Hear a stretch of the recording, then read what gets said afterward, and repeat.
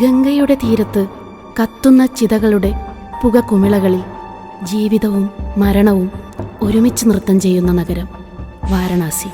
ഇതാണ് ലോകത്തിൻ്റെ ഏറ്റവും പുരാതനമായ നഗരങ്ങളിലൊന്ന്.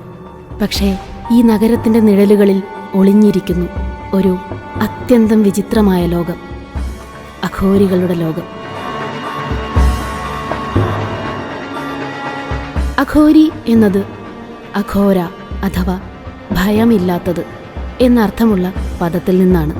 അവർക്ക് ഭയമില്ല മരണത്തോടും പാപത്തോടും സമൂഹത്തിൻ്റെ വിധികളോടും.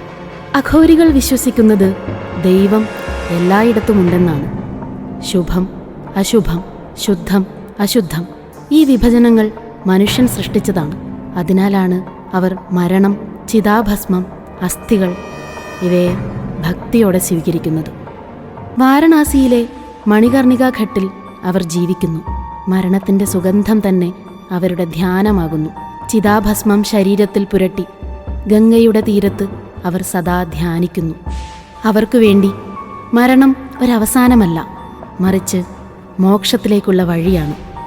അഘോരികൾ ശിവനെ അവരുടെ പരമാത്മാവായി കാണുന്നു.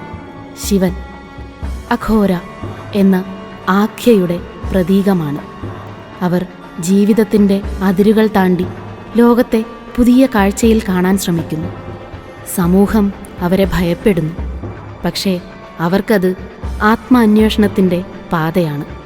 സാധാരണ മനുഷ്യന് ഭയാനകമായി തോന്നുന്ന ആ ജീവിതം അഘോരിക്ക് ദൈവികമായൊരു വഴിയാണ്.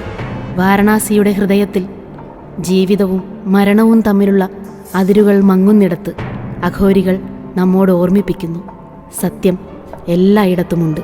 ഭയം ഇല്ലാത്തവർക്കാണ് അത് കാണാനാകുന്നത്. അഘോരികൾ ആത്മാവിനെയും മരണത്തെയും തൊട്ടറിയുന്നവർ.